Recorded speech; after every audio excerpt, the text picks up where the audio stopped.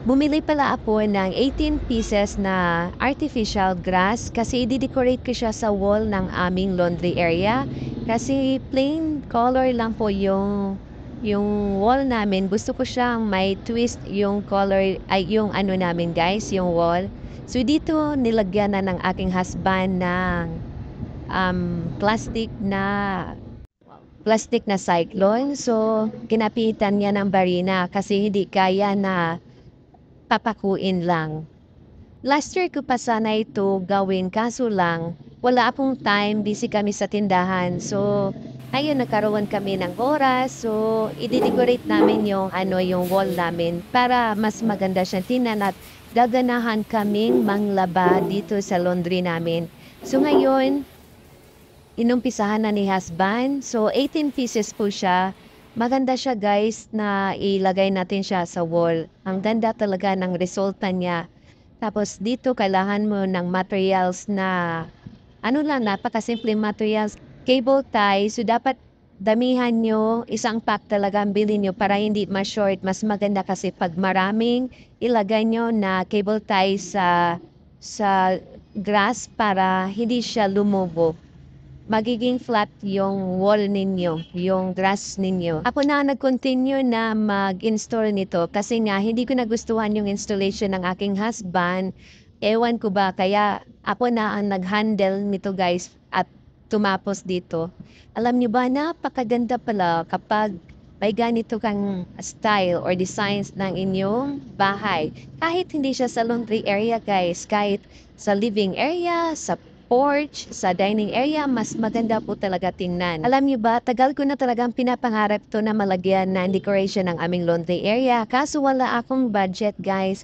May pera ko pero para po sa mga bills, sa mga importanteng bagay lang po. Pero since nagkasahod na ako sa Reels, sa Facebook, ayan, nakabili na ako ng materials para i-decorate natin sa laundry. Ang costing pala dito guys, ang size pala ng isang artificial grass is 30 by 60 siya. And each grass po guys, ang cost po niya is, nabili ko po siya sa 99 pesos. Nakasale po siya. Wholesale po siya dahil nga po marami yung binili ko, 18 pieces. Pero pag binili nyo po ng tig-isa lang po, mabibili nyo siya sa halagang 120 pesos. So ang laki po ng discount guys kapag maramihan po ang bilhin nyo.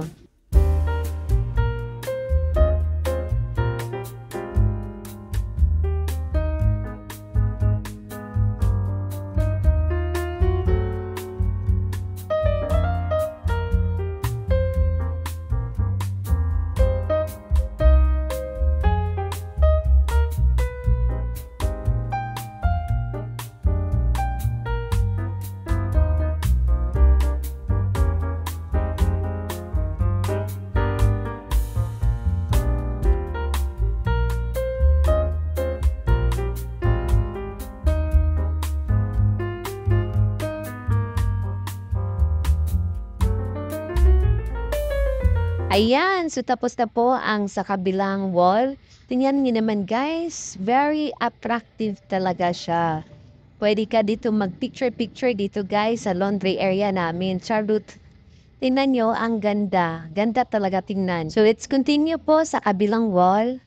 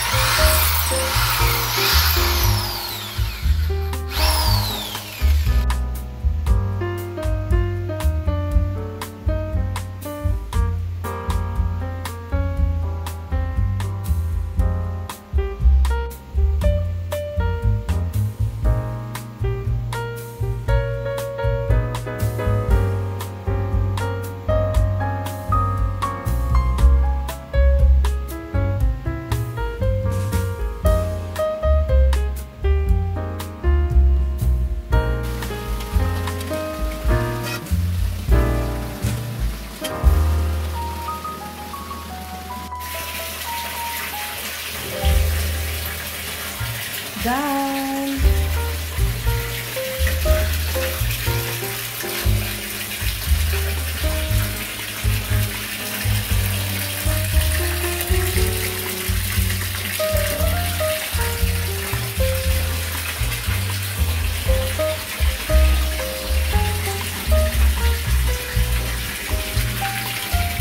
Mala siya, guys.